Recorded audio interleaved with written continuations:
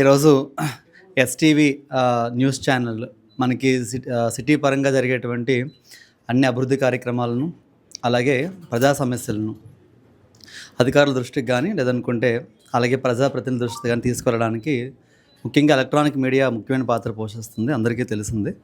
So దానికి ఇప్పటి వరకు ఎస్టీవీ నేను జాయిన్ అయ్యే 6 months నుంచి చూస్తున్నాను. So Chandu and Sai both of ఇద్దరు కూడా ఈ ఎస్ ఛానల్ ద్వారా, అంటే ఎస్టీవీ న్యూస్ ఛానల్ ద్వారా మనకు రెగ్యులర్గా అనేక రకాల అభివృద్ధి కార్యక్రమాలను ప్రజలకు చేరవేస్తున్నారు.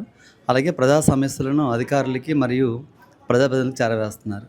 ఈ యొక్క ఛానల్ అనేది అసలు టౌన్లో ఏం జరుగుతుంది, ఏ కార్యక్రమాలు అవుతున్నాయి, ఏ సమస్యలను రేపు మనం ముఖ్యంగా టార్గెట్ పెట్టుకొని చేయాలి అనేది కూడా మనకి ఎస్టీవీ ఛానల్ ద్వారా మన న్యూస్ ఇస్తున్నారు.